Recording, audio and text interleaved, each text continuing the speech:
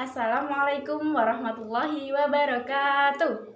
Selamat pagi anak-anak. Apa kabar hari ini? Mudah-mudahan kita semua sehat semua ya. Dan kita selalu diberi kesehatan dan terhindar dari segala penyakit. Nah, kali ini Ibu akan menjelaskan mengenai materi pinjam meminjam. Sebelumnya, ada yang tahu apa itu arti pinjam meminjam? Jika belum pada tahu, maka Ibu akan menjelaskan terlebih dahulu mengenai pengertian pinjam meminjam. Pinjam meminjam dalam istilah fikih disebut ariyah, di mana ariyah tersebut berasal dari bahasa Arab yang artinya pinjaman. Nah, dalam Kamus Besar Bahasa Indonesia itu sendiri, pinjam meminjam adalah pemberian manfaat suatu benda yang halal dari seseorang kepada orang lain tanpa mengharap imbalan dengan tidak mengurangi atau merusak barang dan nantinya akan dikembalikan secara utuh tepat pada waktunya. Nah, selanjutnya ketika kita melakukan pinjam meminjam itu harus dilandasi dengan semangat dan nilai-nilai ajaran Islam. Karena di dalam Islam sendiri itu pinjam meminjam dalam kehidupan sehari-hari itu ada 4 manfaatnya. Yang pertama, dapat menjalin tali silaturahmi. Yang kedua, dapat menumbuhkan rasa saling membutuhkan. Yang ketiga, dapat saling menghormati. Dan yang terakhir, kita dapat saling mengasihi antara yang meminjamkan barang ataupun yang meminjam barang. Selanjutnya, ketika dalam pinjam meminjam itu pasti ada orang yang meminjamkan, ada orang yang meminjam barang, dan juga ada sanksi dari pinjam meminjam tersebut. Karena itu semua sudah diatur dalam Quran surat Al-Maidah ayat 5 yang berbunyi Bismillahirrahmanirrahim. Wa ta'awanul 'alal birri wat taqwa wa la ta'awanu 'alal ismi wal udwan, yang artinya dan tolong-menolonglah kamu dalam mengerjakan kebajikan dan takwa, dan janganlah tolong-menolong dalam berbuat dosa dan permusuhan. Jadi dikatakan sanksi tersebut apabila kita pinjam meminjam barang itu tidak sesuai dengan syarat-syarat pinjam meminjam. Selanjutnya, apa sih rukun dan syarat pinjam meminjam itu? Apakah pinjam meminjam harus ada syarat, harus memenuhi syarat dan rukun tersebut? Jawabannya iya, karena di dalam Islam pinjam meminjam itu mempunyai 4 rukun. Yang pertama ada orang yang meminjamkan atau yang biasa disebut dengan musta'ir. Yang kemudian ada orang yang meminjamkan yang kedua ada orang yang meminjam atau yang biasa disebut mu'ir.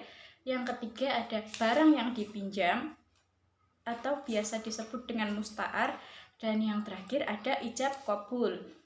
Nah, orang yang meminjamkan barang atau musta'ir itu mempunyai syarat-syarat. Yang pertama itu harus berakal.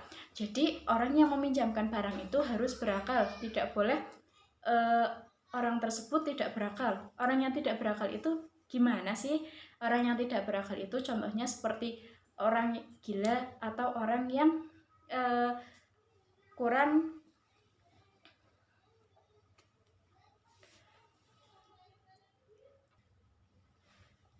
orang gila itu seperti apa sih? Orang gila itu yaitu contohnya orang yang tidak memiliki akal pikiran atau yang akal pikirannya itu tidak penuh, gitu ya. Terus syarat yang kedua itu bukan pemboros. Maksudnya bukan pemboros di sini itu orang yang meminjamkan suatu barang itu jangan mengharapkan imbalan ketika kita meminjamkan barang kepada teman kita. Artinya ketika teman kita meminjam barang kita dan teman kita mau meminjamkan barang dan teman kita mau mengembalikan barang milik kita, kita jangan mengharap imbalan. Orang itu akan memberikan kita imbalan, baik itu kita berharap orang yang meminjam itu memberikan balas budi ataupun memberikan hadiah berupa uang ataupun barang gitu. Yang ketiga yaitu tidak dipaksa. Jadi orang yang mau meminjamkan barang itu tidak boleh dipaksa. Kalau seseorang mempunyai barang dan teman kita mau meminjam barang, namun teman kita itu tidak tidak ikhlas untuk meminjamkannya, maka kita tidak boleh memaksa orang tersebut. Nah, yang kemudian syarat-syarat dari orang yang meminjam barang atau mu'ir. Yang pertama ada berakal, yang kedua ada bukan pemboros. Nah, maksudnya bukan pemboros di sini yaitu orang yang meminjam barang tidak boleh mengambil barang atau mengambil alih hak milik barang tersebut. Jadi orang yang meminjam barang itu hanya boleh mengambil manfaat barang tersebut ketika dipinjamnya. Kemudian yang rukun ketiga ada barang yang dipinjam atau musta'ar.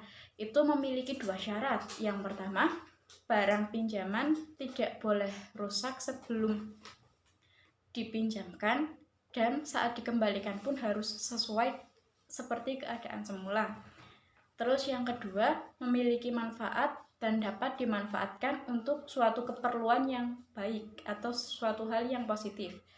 Terus kemudian yang terakhir, rukun pinjam meminjam yang keempat ada ijab qabul. Nah, syarat dari ijab qabul tersendiri ada dua. Yang pertama ada lafadz ijab dan qabul dapat dimengerti oleh kedua belah pihak. Dan yang kedua, lafal ijab dilanjutkan dengan qabul. Kemudian Ibu akan memberi contoh gimana sih cara kita meminjam barang dengan ijab qabul. Berarti gini, misal contoh si A yang akan meminjamkan barang kepada si B. Misal si A akan meminjamkan bukunya kepada si B. Si A berkata, si B berkata, "A, saya mau pinjam buku kamu dulu, nanti saya kembalikan di hari Senin ya." Si A menjawab, "Baik, ini buku saya pinjamkan, nanti hari Senin akan saya ambil lagi." Nah, gitu juga sudah termasuk contoh dari ijab qabul. Apakah sampai sini sudah jelas?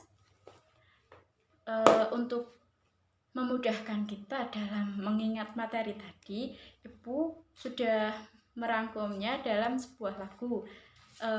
Ibu akan menyanyikannya terlebih dahulu, nanti anak-anak bisa mengikutinya ya untuk lebih mudah menghafal materi pinjam meminjam tersebut. 1, 2, 3. Ditanya dulu kalau meminjam barang milik orang lain, jangan memaksa yang tak diberi. Allah pasti tak akan suka. Biasakan izin dulu, biasakan menghormati. Kalau ada yang membutuhkan barang milik kamu, pinjamkanlah. Jika barang milikmu bermanfaat, berikanlah, ikhlaskanlah. Nah, mungkin cukup sekian yang dapat Ibu sampaikan ya. Apabila ada yang belum paham, nanti bisa ditanyakan di belakang atau bisa menghubungi Ibu langsung. Cukup sekian pembelajaran dari Ibu. Apabila ada salah kata, Ibu mohon maaf.